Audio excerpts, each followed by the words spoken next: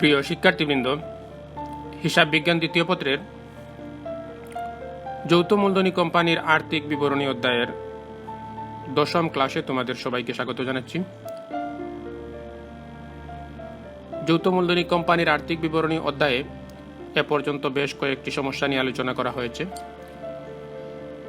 আজ একটি সৃজনশীল সমস্যা নিয়ে আলোচনা করব। সৃজনশীল অঙ্ক যেভাবে পরীক্ষায় থাকে সেভাবে, এবং আরেকটি নতুন বিষয় মালিকানা সত্ত্ব বিবরণী, যৌথ মূলধনী কোম্পানির মালিকানা সত্ত্ব বিবরণী কিভাবে তৈরি করা হয়ে থাকে সে ব্যাপারেও কিছুটা আলোচনা হবে, কারণ আজকের অঙ্কে মালিকানা সত্ত্ব বিবরণী করণীয়র মধ্যে রয়েছে। আমরা জানি যৌথ মূলধনী কোম্পানির আর্থিক বিবরণীতে মূলত 3টি অংশ। একটি অংশে প্রতিষ্ঠানের মুনাফা নির্ণয়ের জন্য বিশদ আয় বিবরণী তৈরি করা হয়ে থাকে। দ্বিতীয় অংশে প্রতিষ্ঠানের মুনাফার সঞ্চিতি জানার জন্য সংরক্ষিত আয় বিবরণী তৈরি করা হয়ে থাকে, এবং শেষ যে অংশটি সেটি হলো আর্থিক অবস্থার বিবরণী, প্রতিষ্ঠানের সম্পদ এবং দায় জানার জন্য আর্থিক অবস্থার বিবরণী তৈরি করা হয়ে থাকে। এছাড়া আরেকটি বিষয় সেটি হলো মালিকানা সত্ত্ব বিবরণী, যেটি সাধারণত এক মালিকানা কারবারেই করা হয়ে থাকে। তোমরা যারা এক মালিকানা কারবারের আর্থিক বিবরণী অধ্যায়ে করেছো প্রথম পত্রে, তাদের অবশ্যই জানা রয়েছে যে মালিকানা সত্ত্ব বিবরণী মূলধনের সাথে লাভটা যোগ করা হয়, তার সাথে মূলধনের সুদ যোগ করা হয় এবং উত্তোলন থাকলে বাদ দেওয়া হয়। এইভাবে করে তারপরে একটি মালিকানা সত্ত্ব তৈরি করা হয়ে থাকে। তো যৌথ মূলধনী কোম্পানিতে যেহেতু কোনো মালিক, এককভাবে কোনো মালিক যেহেতু নেই, যার কারণে যৌথ মূলধনী কোম্পানির মালিকানা সত্ত্ব বিবরণীতে মালিকানা সত্ত্ব বিবরণী করা যেতে পারে, এবং সেক্ষেত্রে কোনো মালিকের আসলে একক কোনো মালিক থাকবে না। অর্থাৎ প্রতিষ্ঠানের মালিকানা সত্ত্ব বলতে আমরা যা বুঝি, শেয়ার মূলধন, সাধারণ সঞ্চিতি, শেয়ার অধিহার, সংরক্ষিত আয়, মুনাফা, এই যে বিষয়গুলো, এগুলো নিয়েই কিন্তু মালিকানা সত্ত্ব বিবরণী করা হয়ে থাকে। তো আমরা যখন এটার সমস্যা নিয়ে সমাধানে যাব তখনই আলোচনা করব। এখন আজকের সরাসরি প্রশ্নে চলে যাচ্ছি। প্রশ্নটি রেওয়ামিলটি হলো এভাবে: রিফাত অ্যান্ড কোম্পানি লিমিটেড রেওয়ামিল 31 ডিসেম্বর 2018।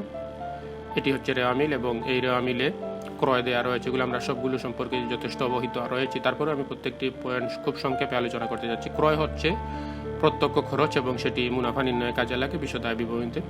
তারপরে হলো বিক্রয়, সেটি হলো প্রত্যক্ষ আয়, মুনাফা নির্ণয়ে কাজে লাগে বিশদ আয় বিবরণীতে। দালানকোটা হলো সম্পদ, আর্থিক অবস্থার বিবরণী সম্পদের দিকে যায়। যন্ত্রপাতি হলো সম্পদ, আর্থিক অবস্থার বিবরণীতে সম্পদের দিকে যায়। মজুত পণ্য যেটি রয়েছে সেটি হলো প্রারম্ভিক মজুত পণ্য, এবং এই যে তারিখ, যেটি এই তারিখে এটা নির্দেশ করছে তা প্রারম্ভিক মজুত পণ্য, এবং এটি মুনাফা নির্ণয়ের সময়, বিক্রিত পণ্যের ব্যয় নির্ণয়ের সময় কাজে লাগে। সেটিও বিশদ আয় বিবরণীতে সাধারণত যায়। তারপরে হলো প্রাপ্য হিসাব, এটি হলো চলতি সম্পদ। পদেয় হিসাব হলো চলতি দায়, এগুলো আর্থিক অবস্থার বিবরণীতে যায়। ঋণ যেটি, সেটি আমরা দীর্ঘমেয়াদী ঋণ বলেই ধরব, এবং সেটি আর্থিক অবস্থার বিবরণীতে দায়ের দিকে যাবে। অফিস সরঞ্জাম সম্পদ, সেটি সম্পদের দিকে যাবে আর্থিক অবস্থার বিবরণীতে। অনাদায়ী পাওনা সঞ্চিতি, সেটি বিশদ আয় বিবরণীতে অনাদায়ী পাওনা যদি থাকে তা থেকে বাদ যাবে, এবং ব্যাপারে আমরা আরও আলোচনা করব। তারপর হলো বেতন। বেতন হলো বিশদ আয় বিবরণীতে পরিচালন ব্যয় হিসাবে যাবে। বিজ্ঞাপন ও ব্যয়। মজুরি কিন্তু প্রত্যক্ষ খরচ, যদি আমরা বিশদ আয় বিবরণী করার প্রয়োজন পড়ে বা বিক্রিত পণ্যের ব্যয় প্রয়োজন পড়ে, তাহলে আমরা কিন্তু মজুরি প্রত্যক্ষ খরচ হিসেবে দেখাবো। বহি পরিবহন বলতে বিক্রয় পরিবহনকে বোঝানো হয়ে থাকে, সেটি কিন্তু বিশদ আয় বিবরণীতে যায় পরিচালন ব্যয় হিসেবে। অফিস ভাড়া পরিচালন ব্যয়। তারপরে হলো হাতে নগদ ব্যাংক জমা, এগুলো চলতি সম্পদ। সাধারণ সঞ্চিতি মালিকানা সত্ত্বের মধ্যে যাবে। ইজারা সম্পত্তি স্থায়ী সম্পদ হিসাবে আর্থিক অবস্থার বিবরণীতে যাবে। এবং এই যে 10 বছর যে বিষয়টি রয়েছে সেটি হলো, যদি এইখানে 10 বছরের জন্য ইজারা সম্পত্তিটি নেওয়া হয়েছে এবং 10 ভাগের 1 ভাগ যাবে হলো বিশদ আয় বিবরণীতে পরিচালন ব্যয় হিসেবে। আয়কর এবং আয়কর সঞ্চিতি রয়েছে। এখানে আয়কর হলো এটা আমরা আয়করের ফাংশন বেশ কয়েকবারই করেছি, এবং আয়কর সংরক্ষিত আয় বিবরণীতে দেওয়া হয়ে থাকে। যদি আমরা সংরক্ষিত আয় বিবরণী করি তাহলে আয়কর এখানে 10,000 থেকে, এবং এটার জন্য সঞ্চিতি রাখা হয়েছে অলরেডি 8,000, তাহলে 2,000 টাকা আসলে নতুন করে দিতে হবে। সে ব্যাপারে আমরা করেছি কিন্তু বেশ কয়েকটি, এবং আজকে কিন্তু একটু ভিন্নভাবে, যেহেতু মালিকানা সত্ত্ব বিবরণী করছি তো একটু ভিন্নভাবে দেখাবো, সেটা নিয়ে আমরা আলোচনায় আসবো আবারও। শেয়ার মূলধন হলো দীর্ঘমেয়াদী দায়, মালিকানা সত্ত্ব, এবং সেটি দায়ের দিকে যাবে বিশদ আর্থিক অবস্থার বিবরণীতে। এই হলো মোটামুটি রেওয়ামিলটি, এবং দুদিক সমান রয়েছে 23,15,000। তারপরে আমরা সমন্বয়গুলো একটু দেখব। সমন্বয়ের মধ্যে সমাপনী মজুত পণ্য রয়েছে 2,20,000 টাকা, এবং 2,20,000 টাকা মূল্যায়ন করা হয়েছে। তন্মধ্যে 20,000 টাকার মূল্য পণ্য 20,000 টাকা মূল্যের পণ্য অন্তর্ভুক্ত রয়েছে যা বিক্রয় করা হয়েছে।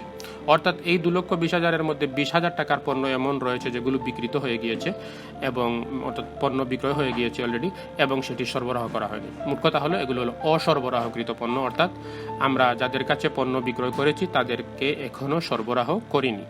তো অসরবরাহকৃত পণ্য সেটি হলো আমরা এইখানে বাদ দিব, অর্থাৎ আমাদের সঠিক সমাপনী মজুত পণ্য আসলে 2,20,000 থেকে 20,000 বাদ দিলে যেটি হবে সেটি হলো আমাদের সঠিক সমাপনী মজুত পণ্য, আর অসরবরাহকৃত পণ্যটি বাদ দিয়ে দেখাতে হবে।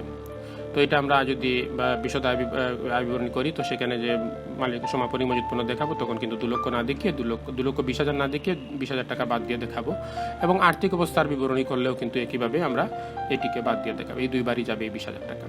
প্রাপ্য হিসাবের উপর 5% সঞ্চিতি রাখতে হবে। আমরা এবার সিদ্ধান্ত নিয়েছি 5% সঞ্চিতি রাখবো প্রাপ্য হিসাবের উপর। আমাদের প্রাপ্য হিসাব যারা রয়েছেন তাদের উপরে সন্দেহ রয়েছে হয়তো কিছু টাকা না পেতে পারি, তো এটার উপরে সঞ্চিতি রাখা, এগুলো আমরা আগেও করেছি এবং আবারও এটা নিয়ে আলোচনা করব। সাধারণ সঞ্চিতি তহবিলে 15,000 টাকা স্থানান্তর করতে হবে। সাধারণ সঞ্চিতি তহবিল যদি আগে থেকে থাকে তো ভালো, না থাকলেও কিন্তু আমরা এবছর থেকে যদি শুরু করে থাকি তো এখানে আমরা সাধারণ সঞ্চিতিতে 15,000 টাকা স্থানান্তর করব। সংরক্ষিত আয় বিবরণ যদি করি তাহলে সেখান থেকে এটা বাদ দেওয়া হয় সাধারণত। আর যদি মালিকানা সত্ত্ব বিবরণী করি তো ভিন্নভাবে কীভাবে দেখাবো সেটি নিয়ে আমরা আলোচনায় আসছি কিছুক্ষণ পর। তারপর হলো দালান কোটা, যন্ত্রপাতির অপচয় নেওয়া, এগুলো কিন্তু আমরা বারবার করেছি এবং এগুলা বিশদ আয় বিবরণীতে অপচয় হিসাবে দেখানো হয় এবং আর্থিক অবস্থার বিবরণীতে সেটি আমরা দালান কোটা থেকে বাদ দিই, তারপরে যন্ত্রপাতি থেকে বাদ দিয়ে থাকি। তারপরে শেয়ার মূলধনের উপরে 10% লভ্যাংশ ঘোষণা, এগুলো আমরা প্রায় সব অঙ্কতেই করেছি। শেয়ার মূলধন যে টাকাটি রয়েছে সেটির উপরে আমরা শেয়ার হোল্ডারদেরকে লভ্যাংশ দেবো 10% এবং সেটি সংরক্ষিত আয় বিবরণীতে গিয়ে থাকে সাধারণভাবে। তো আমরা যেহেতু সৃজনশীল প্রশ্ন করব সিদ্ধান্ত নিয়েছি, তো এখানে সৃজনশীল কীভাবে রয়েছে সেভাবে একটু দেখে নিই। এই হলো প্রশ্ন। প্রথম প্রশ্ন হলো বিকৃত পণ্যের ব্যয় নির্ণয় করো। দ্বিতীয় প্রশ্ন হলো 2018 সালে মোট মুনাফা 5,15,000 টাকা ধরে উক্ত বছরের নিট মুনাফা নির্ণয় করো। এবং শেষ যে কথাটি রয়েছে সেটি হলো মালিকানা সত্ত্ব জমি তৈরি করো। তো আমরা প্রথম থেকে শুরু করছি। বিকৃত পণ্যের ব্যয় নির্ণয় করব। প্রথমে আনসারটি দেখে নিই। এই হলো বিকৃত পণ্যের ব্যয়। কয়ের উত্তরটি করছি বিকৃত পণ্যের ব্যয়। সেক্ষেত্রে যেটির প্রয়োজন, এখানে একটি অত্যন্ত গুরুত্বপূর্ণ পরীক্ষার জন্য সাধারণভাবে, সেটি হলো বিকৃত পণ্যের ব্যয় নির্ণয়। এই অঙ্কটি করতে গিয়ে অনেকেই কিন্তু ভুল করে। বিকৃত পণ্যের ব্যয় কিন্তু আমরা প্রতিনিয়ত করে আসছি। আমরা এ পর্যন্ত যে কতগুলো অঙ্ক করেছি বিশদ আয় বিবরণী সব জায়গাতেই কিন্তু বিকৃত পণ্যের ব্যয় করেছি। কিন্তু যখনই আমার এইভাবে আলাদাভাবে আমি যখনই প্রশ্নটি করব তোমাকে যে বিকৃত পণ্যের ব্যয় নির্ণয়, তখনই অনেকেই কিন্তু ভুল করে। তখনই সবাই বিক্রয় লিখে উপরে এবং বিক্রয় থেকে বিয়োগ দিয়ে বিকৃত পণ্যের ব্যয় বিয়োগ করে দেখায় এবং শেষমেশ যেটি বের হয় সেটি হলো মোট মুনাফা বের হয়ে যায়, আসলে বিকৃত পণ্যের ব্যয় বের হয় না। তো আমরা বিশদ আয় বিবরণী আসলে বিশদ আয় বিবরণী করছি না, তো এখানে বিকৃত পণ্যের ব্যয়টি করতে বলা হচ্ছে। তো বিকৃত পণ্যের ব্যয় যদি করতে বলা হয় তো বিকৃত পণ্যের ব্যয় করার সময় আমরা কি করেছিলাম একটু যদি মনে করার চেষ্টা করি, সেটি হলো আমরা প্রথমে বিক্রয় লিখি উপরে, এটা তো কিন্তু আয় লেখা হয়, এটা কিন্তু আমার এখানে আনার কথা নয়। আমার হবে বিয়োগ দিয়ে আমরা যে কথাটি লিখি, বিয়োগ বিকৃত পণ্যের ব্যয় লিখে আমরা যে হেডিংটি দিয়ে থাকি, দুটি কলন ড্যাশ দিয়ে থাকি এবং নিচে আমরা যে কাজটি করি সেটাই কিন্তু বিকৃত পণ্যের ব্যয়। অর্থাৎ আমরা যে পরিমাণ পণ্য এবছর বিক্রয় করেছি সেটির ব্যয়টি এখানে নির্ণয় করা হবে। তো আসলে সেটি শুরু হবে প্রারম্ভিক মজুত পণ্য দিয়ে। অর্থাৎ আমার প্রারম্ভিক মজুত পণ্য ছিল 2 লক্ষ টাকা। এই 2 লক্ষ টাকা দিয়ে আমার বছর শুরু হয়েছিল এবং এই পণ্যগুলো বিক্রি করার পরে আবার ক্রয় করেছিলাম 5,35,000 টাকা। এই হলো আমার ক্রয়। তারপর এখান থেকে ফেরত থাকলে বাদ দিতাম, তো ফেরত তো নাই। আর প্রত্যক্ষ খরচ আমি কিছুক্ষণ আগে প্রশ্নের মধ্যে এই যে এখানে যে খরচগুলো রয়েছে তার মধ্যে একমাত্র এই যে মজুরিটি রয়েছে সেটাই প্রত্যক্ষ খরচ, আর বাকি সবগুলো পরিচালন ব্যয়। এই যে বেতন, বিজ্ঞাপন বা বহি পরিবহন, এখানে যদি আন্ত পরিবহন থাকতো তাহলে সেটি প্রত্যক্ষ খরচ হতো। তো বহি পরিবহন বলতে আমরা বিক্রয় পরিবহনকে বুঝবো। তো প্রত্যক্ষ খরচ মূলত এই একটি, অর্থাৎ পণ্য কেনার পরে সেটি আমরা শ্রমিকের মাধ্যমে গাড়িতে তুলা নামানো, এই যে কাজটি করা হয়ে থাকে সেটি আমরা এখানে ধরে নেব, সেটি হলো আমার প্রত্যক্ষ খরচ। তো এই হলো কাজ। এই তিনটি সংখ্যা যোগ করে হলো 8,85,000 এবং এটির একটি নাম আমরা আগের অঙ্কগুলিতে দিয়ে আসছিলাম, এখানে হয়তো দেওয়া হয়নি, সেটি হলো বিক্রয় উপযোগী পণ্যের ব্যয়। এই যে এই রেজাল্টের নাম, এই 8,85,000 এখানে আমরা লিখতে পারি বিক্রয় উপযোগী পণ্যের ব্যয় 8,85,000, সেটি আমরা এখানে লিখতে পারি। তারপরে এখান থেকে যে পণ্য বিক্রয় হয়নি সেটি বাদ দিলেই কিন্তু বিক্রিত পণ্যের ব্যয় বের হয়ে আসবে। তো এখানে বিক্রয় হয়নি আসলে সমাপনী মজুদ পণ্যটি, অর্থাৎ আমরা 8,85,000 টাকার পণ্য রেডি করেছিলাম বিক্রয় করার জন্য, আর বিক্রয় করতে পারিনি হলো 2,20,000, তবে সঠিক 2,20,000 নয়, এখান থেকে আসলে বিক্রয় করে দিয়েছি, অর্থাৎ 20,000 টাকার পণ্য অসরবরাহকৃত রয়েছে, যার কারণে সঠিক সমাপনী মজুদ পণ্য আসলে 20,000 টাকা বাদ দেওয়ার পর যেটি হবে, অর্থাৎ 2 লক্ষ হবে সঠিক সমাপনী মজুদ পণ্য। তো সমাপনী মজুদ পণ্য 2,20,000 থেকে আমরা যদি অসরবরাহকৃত পণ্যটি বাদ দিই তো থাকবে 2 লক্ষ টাকা, এই 2 লক্ষ এখানে যাবে, এবং 8,85,000 থেকে এই 2 লক্ষ টাকা বাদ দিলে হবে 6,85,000 টাকা, সেটি হলো বিক্রিত পণ্যের ব্যয়। তো আমরা বিক্রিত পণ্যের ব্যয় এখানে নির্ণয় করলাম, কয়ের উত্তর ছিল এটি, এবং এই 2 মার্কের জন্য এই বিক্রিত পণ্যের ব্যয়, এবং এটি খুবই গুরুত্বপূর্ণ পরীক্ষার জন্য। বিক্রিত পণ্যের ব্যয় প্রায় এসে থাকে এবং সবাই কিন্তু একটি এলোমেলো অবস্থার মধ্যে তৈরি করে, উপরে বিক্রয় লিখে তারপরে এগুলো লিখে এবং একটি বিশৃঙ্খল অবস্থা সৃষ্টি করে। তো তোমরা খুব সহজভাবে বিক্রিত পণ্যের ব্যয় মূলত হলো বিক্রিত পণ্যের ব্যয় লিখে আমরা যে হেডিংটা দিয়ে থাকি বিশদ আয় বিবরণী, তার নিচে আমরা যে কথাগুলো লিখবো সেই কাজটাই হলো বিক্রিত পণ্যের ব্যয় নির্ণয় করার জন্য। তো এখানে বিক্রিত পণ্যের ব্যয় হলো 6,85,000, কয়ের উত্তর হয়ে গেল। তো আমরা যাব দ্বিতীয় অংশে, সেটি হলো বিশদ আয় বিবরণী। করণীয়ের মধ্যে বলা হচ্ছিল এখানে খতে যে মোট মুনাফা 5,15,000 টাকা ধরে উক্ত বছরের নিট মুনাফা বা ক্ষতি নির্ণয় করো। মোট মুনাফাটা দিয়ে দিয়েছে 5,15,000 টাকা, সেটা ধরে আমরা নিট মুনাফাটি তৈরি করব। তো আমরা এখানে বিশদ আয় বিবরণীটা দেখছি। এই হলো বিশদ আয় বিবরণী, রিফাত অ্যান্ড কোম্পানি লিমিটেডের বিশদ আয় বিবরণী। সাল হলো 2018 সালের 31শে ডিসেম্বর তারিখে সমাপ্ত বছরের জন্য, এবং প্রথমে আমরা যেটি লিখব সেটি হলো মোট মুনাফা। মোট মুনাফাটা আমরা যদি এখানে মোট মুনাফা না দেওয়া থাকতো তাহলে আমরা তো প্রথম থেকেই করে আসতাম অঙ্কটি, প্রথমে বিক্রয় লিখতাম, তারপরে মাইনাস দিতাম বিক্রিত পণ্যের ব্যয়, তারপর রেজাল্টটি আসতো। তো আমরা এখানে কিন্তু প্রশ্নে যেহেতু প্রদত্ত রয়েছে এখান থেকে শুরু করলাম, বিক্রিত মোট মুনাফা শুরু করলাম 5,15,000 প্রশ্নে ছিল সেটি দিয়ে। এখান থেকে আমরা পরবর্তী কাজগুলো এখন করব, বাদ পরিচালন ব্যয় বা বিয়োগ পরিচালন ব্যয় আমরা যেটি লিখে থাকি। তো পরিচালন ব্যয় আমরা কি কি জানি, বেতন ভাড়া এগুলোই। তো আমরা এখানে অঙ্কের মধ্যে রয়েছে বেতন 70,000 টাকা, এবং এটার সাথে অনেক সময় বকেয়া থাকলে এখানে আমরা লিখে যোগ করি, আর বকেয়া না থাকলে তো পুরো টাকাটা এখানে চলে যায়। এই হলো বেতন। তারপরে হলো বিজ্ঞাপন, এটিও পরিচালন ব্যয় এবং সেটি পরোক্ষ খরচ। তো বিজ্ঞাপন এখানে নিয়ে আসলাম। বহি পরিবহন, এটা বিক্রয় পরিবহন, এটি এখানে নিয়ে আসলাম 10,000। অফিস ভাড়া, এটার সাথে কোনো সমন্বয় নেই, অফিস ভাড়াটাও পরিচালন ব্যয়ের মধ্যে পড়ে, সেটি হলো 45,000। এই হলো। আর আমরা কিছু সমন্বয় করবো। সমন্বয়ের মধ্যে 1 নম্বর হলো ইজারা সম্পত্তির অবলোকন, এটি আমরা কিছুক্ষণ আগে দেখিয়েছিলাম। এই যে এখানে যে ইজারা সম্পত্তি ছিল 10 বছরের জন্য, এখানে কিন্তু সমন্বয় বলা থাকবে না এটার উপর অবলোপন নেওয়ার জন্য। সমন্বয় কিন্তু এই ব্যাপারে বলা নেই, এখানে কোথাও বলা নেই যে ইজারা সম্পত্তির উপরে অবলোপন নিতে হবে, সেটি কিন্তু বলেনি।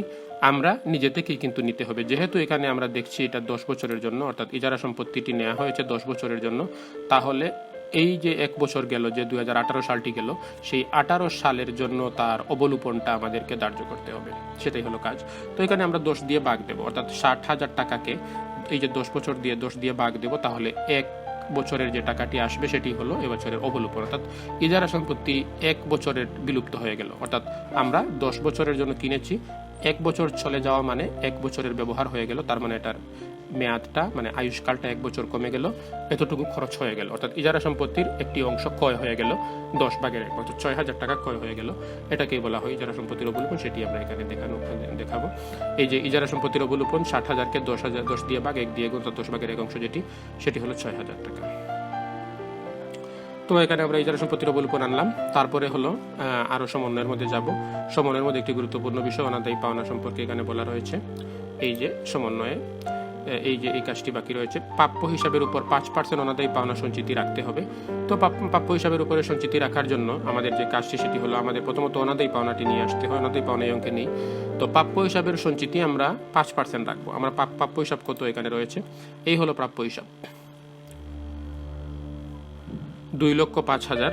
এই প্রাপ্য হিসাবের কতটুকু সঞ্চিতি রাখবো, 5% সঞ্চিতি রাখবো। অর্থাৎ আমাদের সম্ভাবনা রয়েছে আমরা 5% টাকা নাও পেতে পারি, কিন্তু এই 5% টাকায় কত আসে আমরা একটু দেখে নিই। আমরা একটু দেখি এখানে কত আসছে। এই যে 5% অনুদায়ী পাওনা সঞ্চিতি হিসেবে যে নতুন অনুদায়ী পাওনা সঞ্চিতি 5% নেওয়াতে আসলো 10,250। কিন্তু আগে থেকে এই যে 10,250 আমরা ভবিষ্যতের জন্য রাখবো, অর্থাৎ 10,250 আমরা ধরে নেব এটা আর পাবো না। তাহলে ভবিষ্যতের যেটাকে বলা হয় ভবিষ্যৎ ব্যবস্থা, অর্থাৎ ভবিষ্যতের জন্য আগে থেকেই ব্যবস্থা রাখাই হলো ভবিষ্যৎ ব্যবস্থা। তো আমরা আগে থেকে ধরে নিলাম 10,250 টাকা পাবো না। তো 10,250 টাকা পাবো না, কিন্তু এই 10,250 টাকার বিপরীতে পূর্ব থেকে কিন্তু আগেই থেকে সঞ্চিতি রয়েছে। এইটাই হলো দেখার বিষয়। এখানে অনাদায়ী পাওনা সঞ্চিতি কিন্তু একটি রয়েছে, এই যে অনাদায়ী পাওনা সঞ্চিতি 10,000 টাকা, এটা হলো পুরাতন সঞ্চিতি, অর্থাৎ আগে থেকে রাখা ছিল 10,000। গত বছর কিন্তু এই টাকাটি ছিল। অনাদায়ী পাওনা সঞ্চিতি আগে থেকেই রাখা ছিল 10,000, আর এই বছরের যে প্রাপ্য হিসাব রয়েছে সেই অনুযায়ী যদি আমরা 5% সঞ্চিতি রাখতে যাই তাহলে আমাদেরকে রাখতে হয় কত, এইখানে যত বের হলো 10,250, এই 10,250 রাখতে হয়। কিন্তু আমার তো আগে থেকেই রাখা আছে 10,000, অর্থাৎ আগে থেকে অনাদায়ী পাওনা সঞ্চিতি 10,000 রাখা আছে। তাহলে আমার মাত্র 250 টাকা নতুন করে এখান থেকে আমার আয় থেকে বাদ যাবে, আর নতুন করে কিন্তু বাদ যাচ্ছে না। এই জন্যই পুরাতন সঞ্চিতিটা বিয়োগ হয়ে থাকে, যেটা এখানে দেখানো হয়েছে। এই যে নতুন অনাদায়ী পাওনা সঞ্চিতি হলো 10,250, আর পুরাতন অনাদায়ী পাওনা সঞ্চিতি 10,000 বাদ দেওয়ার পরে থাকলো মাত্র 250, অর্থাৎ 250 টাকাই কিন্তু আমরা নতুন করে সঞ্চিতি বাবদ আসলে 250 টাকা লাভ থেকে বাদ যাবে আসলে। আর যেহেতু 10,000 টাকা আগে থেকেই ছিল, আর যদি পুরাতন সঞ্চিতি না থাকতো তাহলে পুরো 10,250 টাকাই কিন্তু আমার আয় থেকে বাদ দেওয়া লাগতো, এই আয় থেকে বাদ দেওয়ার প্রয়োজন পড়তো। কিন্তু আমার যেহেতু আগে থেকেই ভবিষ্যৎ ব্যবস্থা রয়েছে 10,000, তো মাত্র 250 টাকা আসলে আয় থেকে বাদ যাবে, সেটাই কিন্তু এখানে দেখার বিষয়। তো এই জন্য আমরা সোজা কথা যেটি হলো অনাদায়ী পাওনা সঞ্চিতি, নতুন অনাদায়ী পাওনা সঞ্চিতি থেকে সবসময় পুরাতন সঞ্চিতি বাদ যাবে। এবং এটা পুরাতন সঞ্চিতি আমরা কিভাবে বুঝবো, রেওয়া মিলে যে সঞ্চিতিটি থাকে সেটি পুরাতন সঞ্চিতি বলে গণ্য করবো।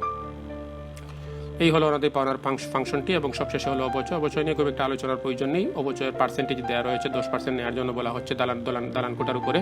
তো 10% নিলে হলো 12,500 এবং যন্ত্রপাতির উপরে 5% নিলে হলো 35,000। এগুলো নিয়ে আলোচনার কোনো প্রয়োজন পড়ে না, আমরা এখানে যোগ করে তারপর এই দুটি অবচয় হলো 47,500। এই মোটামুটি পরিচালন ব্যয় আমার এখান থেকে শুরু করে এখানে যে কয়টি সংখ্যা রয়েছে সবগুলো মিলে হলো 2,03,750। আর এই 5,50,000 থেকে 15,000 থেকে যদি এই 2,03,50 বাদ দিই তো রেজাল্ট হলো 3,11,250। সেটি হলো আমার নিট মুনাফা। এভাবে নিট মুনাফাটি নির্ণয় করা হয়ে থাকে। আচ্ছা, এখানে অপরিচালন আয় অপরিচালন ব্যয়ের একটি বিষয় থাকে। তো এখানে অপরিচালন আয় ব্যয় যেহেতু নেই, আমরা একটু দেখে নিই আছে কিনা। অপরিচালন আয় বলতে ঋণের সুদ, তারপরে কমিশন প্রদান, বাট্টা প্রদান, এই ধরনের।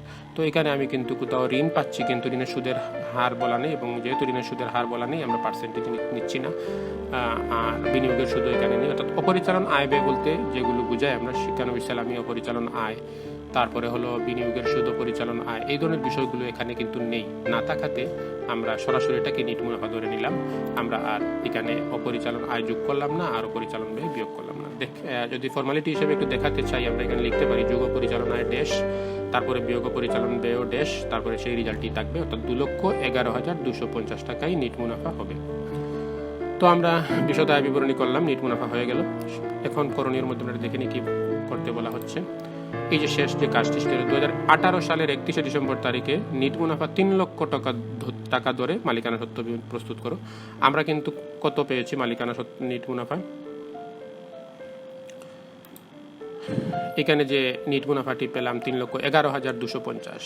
তারা কিন্তু বলছে 3 লক্ষ টাকা ধরবো। এখানে একটি বিষয় তোমাদেরকে বলে রাখি, অনেকেই কিন্তু এটা কনফিউশনের ভিতরে পড়ে যায় যে আসলে আমাকে কি করতে হবে। আমার রেজাল্ট আসলো 3,11,250, কিন্তু পরবর্তী অংশটি করতে আমাকে বলা হচ্ছে নিট মুনাফা ধরবো 3 লক্ষ।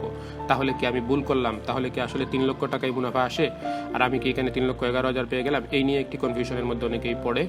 এক্ষেত্রে তোমাদেরকে বলে রাখি, সেটি হলো এখানে যাই আসুক, অর্থাৎ তুমি তোমার যে রেজাল্ট এখানে পেয়েছো তাই ঠিক আছে এটা। আর এখানে তোমাকে যেটি করতে বলা হবে, যে পরবর্তী করণীয়টা যেটা দিয়ে করতে বলা হবে, এখানে বলা হচ্ছে 3 লক্ষ টাকা ধরতে বলা হচ্ছে। আমরা 3 লক্ষ টাকা ধরেই করব, এবং এটা নিয়ে কনফিউশনের কোনো প্রয়োজন নেই। আমরা ধরে নেব আমাদের সব কিছুই ঠিকই রয়েছে, এবং আমরা আমাদের করণীয় কাজ, অর্থাৎ যেখানে যে রেজাল্টটি দেওয়া থাকবে, এখানে 5,15,000 এটা কি সঠিক নাকি বেঠিক এটা আমার দেখার প্রয়োজন নেই। এই 3 লক্ষ কি সঠিক নয় সেটিও আমার দেখার প্রয়োজন নেই। আমরা যা দেবে সেটার প্রেক্ষিতেই পরবর্তী কাজগুলো করব। তো এখানে আমরা মালিকানা সত্ত্ব বিবরণী তৈরি করব 3 লক্ষ টাকা ধরেই নিট মুনাফা। তো আজকের নতুন যে বিষয়টি খুব গুরুত্ব সহকারে সবাই লক্ষ্য করবে, মালিকানা সত্ত্ব বিবরণী।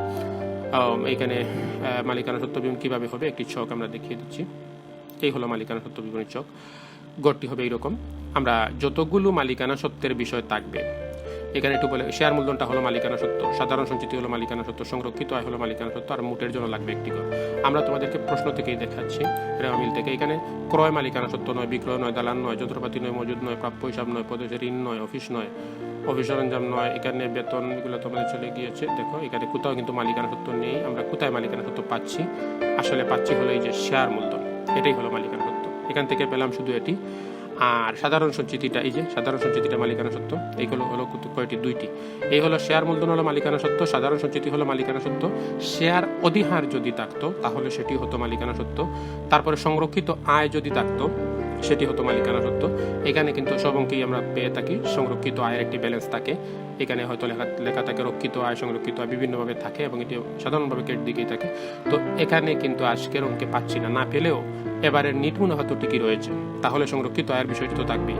অর্থাৎ আমাদের এবারের লাভ থেকেই তো আমরা সবকিছু করব। আর বিগত বছরের যেহেতু কোনো ব্যালেন্স নেই, না থাকার কারণেও কিন্তু আমার এটা যে এই গড়টি রাখবো না এরকম না, আমাকে কিন্তু একটি গড় রাখতে হবে। তাহলে আসলে তিনটি গড় হলো, একটি হলো সাধারণ সঞ্চিতির জন্য, একটি হলো শেয়ার মূলধনের জন্য, আর সংরক্ষিত আয়ের জন্য অবশ্যই একটি গড়ের প্রয়োজন। যদিও এখানে সংরক্ষিত আয়ের কোনো ব্যালেন্স নেই, না থাকলেও নিট মুনাফা তো রয়েছে, সেটি তো ঠিকই সংরক্ষিত আয় বিমতে যাবে।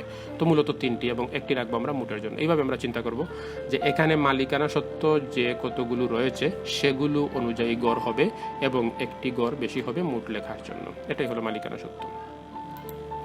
তো এখানে শেয়ার মূলধনের জন্য আমরা একটি গড় রেখেছি, সাধারণ সঞ্চিতির জন্য একটি গড় রেখেছি, সংরক্ষিত আয়ের জন্য একটি গড় রেখেছি। যদিও এখানে ব্যালেন্স ছিল না তারপরে রেখেছি, কারণ আমরা নিট মুনাফা তো রয়েছে, যে নিট মুনাফা তো ঠিকই আনতে হবে, থাকলে কিন্তু এখানে ব্যালেন্সটি বসতো। আর হলো মোটের জন্য একটি। তো আমরা শুরু করি। এখানে প্রথমে বিবরণ লিখবো এবং এইখানে গড়গুলো দেবো এবং যতগুলো নাম এখানে যদি সাধারণ সঞ্চিতি তো রয়েছে আর যদি থাকতো হলো শেয়ার অধিহার তাহলে এখানে একটি গড় বাড়তো। তারপরে যদি থাকতো হলো, আর আসলে খুব বেশি নেই, শেয়ার মূলধন, অগ্রাধিকার শেয়ার মূলধন যদি থাকতো এখানে আরেকটি গড় বাড়তো। সাধারণ শেয়ার মূলধন, অগ্রাধিকার শেয়ার মূলধন, সাধারণ সঞ্চিতি, শেয়ার অধিহার, সংরক্ষিত আয়, এই 4-5টি যে বিষয় রয়েছে ওইগুলোই কিন্তু মূলত মালিকানা সত্ত্ব। এই ধরনের এই গড়গুলো থাকবে সাধারণভাবে। তো আমরা আসলে এখানে পাচ্ছিলাম তিনটি, এই জন্য তিনটি গড় দিলাম এবং একটি হলো মোট। প্রথমে আমরা প্রারম্ভিক ব্যালেন্সগুলো লিখব। প্রারম্ভিক ব্যালেন্স বলতে শেয়ার মূলধনের এখানে যে রেওয়ামিলে যেটি রয়েছে সেটি তার প্রারম্ভিক, সাধারণ সঞ্চিতির যেটি রয়েছে সেটি তার প্রারম্ভিক, সংরক্ষিত আয়ের যেটি রয়েছে সেটি তার প্রারম্ভিক, আর এই সবগুলোর যোগফলটা যাবে এই জায়গায়। তো এখানে শেয়ার মূলধনেরটি আমরা পাচ্ছি, এইখানে শেয়ার মূলধনেরটি পেলাম, এই যে শেয়ার মূলধন সবশেষে 6 লক্ষ, এই যে 6 লক্ষ, আর হলো শেয়ার মূলধনের হলো 6 লক্ষ আর সাধারণ সঞ্চিতির হলো 25,000। এই দুইটি হলো দুইটি ব্যালেন্স। আর সংরক্ষিত আয়ের ব্যালেন্সটি কিন্তু এখানে পাচ্ছি না, এখানে সংরক্ষিত আয়ের কোনো ব্যালেন্স আমরা পাচ্ছি না। তো না থাকলে আমরা এখানে ড্যাশ দিব, এখানে আমরা ড্যাশ দিলাম, অর্থাৎ আমরা সংরক্ষিত আয়ের ব্যালেন্সটি নেই, যার কারণে থাকলে কিন্তু এখানে লিখে দিতাম। আর এগুলোর যোগফলটি হলো 6,25,000, এই সবগুলো গড়ের যোগফল এখানে যাবে। তারপরে হলো চলতি বছরের নিট মুনাফা। চলতি বছরের শুধুমাত্র এই সংরক্ষিত আয়ের সাথে যোগ হবে এবং মুটে যাবে। তো সংরক্ষিত আয় বিমিত আর মূলধনের সাথে যোগ হবে না, এটার সাথে না, এই যে তার এটার সাথে যোগ হয়ে থাকে। আমরা একটু যদি চিন্তা করি, আগে যে সংরক্ষিত আয় বিবরণী করেছিলাম এখানে আমরা যোগ করেছিলাম কিনা বলে তোমাদের একটু চিন্তা করে দেখো। এখানে চলতি বছরের বিগত বছরের উদ্বৃত্ত বলতে প্রারম্ভিক, আর চলতি বছরের নিট মুনাফাটি। তো চলতি বছরের নিট মুনাফাটি এই সংরক্ষিত আয়ের এগুলোতে আসবে না, আসবে হলো এই যে সংরক্ষিত আয় বিবরণীতে 3 লক্ষ, এবং এখান থেকে আবার মুটেও যাবে। এটা এখানে লিখবো একবার এবং মুটে লিখবো একবার। তারপর হলো এই বিষয়গুলো একটু লক্ষ্য করি সবাই। আয়কর সঞ্চিতি এবং আয়করের যে বিষয়টি, আয়কর সঞ্চিতিটা আমরা যুগে নিচ্ছি আর আয়করটা বিয়োগ করছি। কারণটা একটু বলি, সেটি হলো আয়কর সঞ্চিতিটা যে রেখেছিলাম আমরা এর আগের বছরে আয়কর দেওয়ার উদ্দেশ্যে সবসময় কিন্তু এভাবে ব্যবসা প্রতিষ্ঠান কি করে, আগের বছর অর্থাৎ বিগত বছরেই কিন্তু চিন্তা করে রাখে যে আমাদের পরবর্তী সামনে যে কর বর্ষ আসবে সেই কর বর্ষে আমাকে একটি বিষয় তোমরা জানিয়ে রাখো যে একটি প্রতিষ্ঠানের আয় বর্ষ হলো একটি এবং কর বর্ষ হলো এর পরের বছরটি, অর্থাৎ যে বছরে আয় হবে সেই বছরের পরের বছর হবে তার কর বর্ষ। কিন্তু আয় বর্ষে আমাদেরকে আগে থেকেই সঞ্চিতি রাখতে হবে, কারণ আমাদেরকে চিন্তা করতে হবে হয়তো কর যখনই আমার ধার্য হবে সরকারিভাবে সেটি কিন্তু আমাকে দিতে হবে, যার কারণে আমরা একটি আনুমানিক সংখ্যা আমরা রেখে দেব। তো এখানে আয়কর সঞ্চিতি হলো তাই। তো আমরা যে টাকাটি রেখেছি সেটা কিন্তু লাভ থেকে রেখেছি, এই আয়কর সঞ্চিতিটি আমরা কিন্তু লাভ থেকে রেখেছিলাম। এই লাভ থেকে রেখে এই জন্য আমরা এটা যুগে নিয়ে আসছি, যে যুগ হচ্ছে এখানে যুগ হবে, এখানে যুগ হবে। কারণ এটা লাভের টাকা, এই লাভ থেকে হলো। আর এই লাভ থেকে আমাদেরকে আয়কর দিতে হবে, তো আমরা আয়কর বিয়োগ করে দিই এখানে, এই যে 10,000 টাকা, অর্থাৎ এই 10,000 টাকা আমরা লাভটা এটা যোগ করলাম আর এটা হলো বিয়োগ।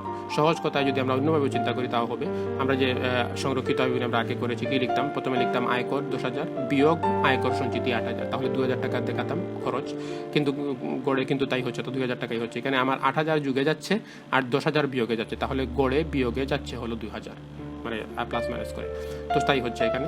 তো আমরা সবসময় কি করবো, যদি মালিকানা সত্ত্ব বিবরণী করি তো এখানে আয়কর সঞ্চিতি যেটি রেওয়া মিলে দেওয়া থাকবে সেটি যোগ করব আর আয়করটি বিয়োগ করব। আবার যদি নতুন আয়কর সঞ্চিতি থাকে সেটিও কিন্তু বিয়োগ করব, এটা তোমাদেরকে বলে রাখি। নতুন আয়কর সঞ্চিতি থাকলে, যদি আরেকটি থাকে অনেক সময় সমন্বয়ের মধ্যে থাকে, সেটি থাকলে আমরা বিয়োগ করব, তো এটা নেই। আর আমরা চলে যাব সাধারণ সঞ্চিত তহবিলে স্থানান্তর। প্রশ্নে বলা হচ্ছিল এই যে সাধারণ সঞ্চিত তহবিলে বলা হচ্ছিল স্থানান্তর করতে 15,000 টাকা, তো আমরা সাধারণ সঞ্চিত তহবিলে স্থানান্তর করলাম 15,000 এখানে, এবং কিভাবে করলাম একটু দেখে নিই। এই যে সাধারণ সঞ্চিত তহবিলে স্থানান্তর 15,000 টাকা সাধারণ সঞ্চিতির সাথে যোগ হলো। আর স্থানান্তর কোন জায়গা থেকে করি, এই যে সাধারণ সংরক্ষিত আয় থেকে করি না, আমরা যে সংরক্ষিত আয় বিবরণী আগে করেছি, যে কয়টি করেছি অঙ্ক, সবগুলোতেই তো সাধারণ সঞ্চিতিতে স্থানান্তর করতাম এবং সেগুলোতে বিয়োগে দেখাতাম না এটা, সেই প্রেক্ষিতেই কিন্তু আমরা এখানে বিয়োগ করব, সংরক্ষিত আয় থেকে বিয়োগ আর সাধারণ সঞ্চিতির সাথে যোগ, এবং এটি আর মুটে যাবে না। কেন মুটে যাবে না, কারণ এখানে প্লাস মাইনাস হয়ে কিন্তু রয়ে গেল, অর্থাৎ সাধারণ সঞ্চিতি বাড়লো আর লাভটি কমলো এবং যুগে প্লাস মাইনাস হয়ে গেল না। তারপরে হলো লভ্যাংশ ঘোষণা করব, সবশেষ যে সমন্বয়টি সেটি হলো এইখানে শেয়ার মূলধনের উপরে 10% লভ্যাংশ ঘোষণা করো। তো শেয়ার মূলধন তো 6 লক্ষ টাকা রয়েছে, 10% 60,000 টাকা হয়, সেই 60,000 টাকা লভ্যাংশ কোন জায়গা থেকে করব, এইখান থেকে বিয়োগ থেকে দিব, এইখান থেকে আমরা বিয়োগ করব এবং সেটি আবার বিয়োগে যাবে, এখানে মুটের মধ্যে বিয়োগে যাবে, তো রেজাল্টটি আমরা পেয়ে যাব। তো সবশেষ যে কাশি সেটি হলো যোগ করা, এই 6 লক্ষ তার যোগ হয়ে গেল, তারপর এখানে 25 থেকে 15 বাদ দিলে 25-এর সাথে 15 যোগ করলে হয়ে গেল 40, আর এখানে প্লাস যেগুলো প্লাস করব মাইনাস যেগুলো মাইনাস করে রেজাল্ট হলো 2,23,000। এটি হলো সংরক্ষিত আয় বিবরণের সমাপনী উদ্বৃত্ত, আর এটি হলো মালিকানা সত্ত্বর সমাপনী উদ্বৃত্ত। অর্থাৎ এখানে আমরা 3 লাখের সাথে 8 লাখ যোগ করব, 10,000 বিয়োগ করব, 15,000 বিয়োগ করব, 60,000 বিয়োগ করব। এই সংখ্যাগুলো বিয়োগ করলে, এই 3,08,000 থেকে এটি বিয়োগ করলে রেজাল্ট হবে 2,23,000। আর এখানে 6,15,000 25,000 যোগ হবে, 3 লক্ষ যোগ হবে, 8,000 যোগ হবে, 10,000 বিয়োগ হবে, 60,000 বিয়োগ হবে, করলে হবে 8,63,000। তো আমাদের যদি এই তো হয়ে গেল আমাদের সংরক্ষিত আয় বিবরণী।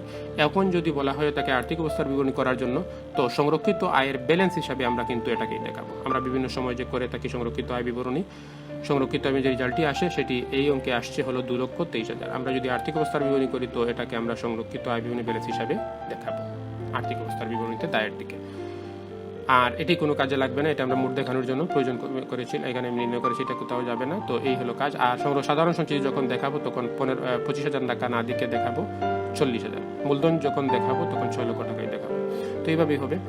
তো আজকে এই মালিকানা সত্ত্ব বিবরণীটি আমরা করলাম, মোটামুটি 10টি অঙ্ক এই অধ্যায় থেকে হলো আসলে, এবং এই সবগুলো নিয়ম সম্পর্কে আমি আলোচনা করার চেষ্টা করেছি। তোমরা খুব মনোযোগ সহকারে এই মালিকানা সত্ত্ব বিবরণীটাও কিন্তু মাঝে মধ্যে, অর্থাৎ নিয়মিত না, মাঝে মধ্যে মালিকানা সত্ত্ব বিবরণীটি যৌথ মূলধনী কোম্পানিতে এসে থাকে, তো তোমরা মনোযোগ সহকারে সেই এই নিয়মটি একটু লক্ষ্য করবে এবং ওপর আগের অঙ্কের সাথে এটাকে কম্পেয়ার করে দেখবে কোথায় এটার আসলে একটু চিন্তা করলে কিন্তু তোমরা পাবে কিভাবে আসলে এটি করা হচ্ছে। আসলে নতুন কিছু না, সংরক্ষিত আয় বিবরণী মূলত মালিকানা সত্ত্ব বিবরণী মূলত মালিকের সত্ত্ব যতগুলো রয়েছে সেগুলো নিয়েই করা হয়ে থাকে,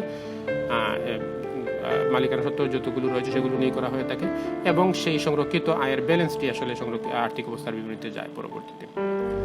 তো সবাইকে ধন্যবাদ। আমরা পরবর্তী অন্য কোনো একটি অধ্যায় হয়তো শুরু করতে যাব। এই পর্যন্ত এই অধ্যায়ের উপরে 10টি সংখ্যার আলোচনা হয়েছে, এবং এই 10টি অঙ্ক আমরা যদি খুব ভালোভাবে করতে পারি তাহলে আমাদের এইচএসসি পরীক্ষার জন্য এই অঙ্কগুলোই আসলে যথেষ্ট। আমরা যদি ভালোভাবে প্র্যাকটিস করতে পারি এবং আমাদের বইয়ের যে অঙ্কগুলো রয়েছে সেগুলো যদি নিয়মিত প্র্যাকটিস করি তাহলে এখান থেকে প্রশ্নের আনসার করতে আমাদের খুব একটা অসুবিধা হবে না। সবাইকে ধন্যবাদ।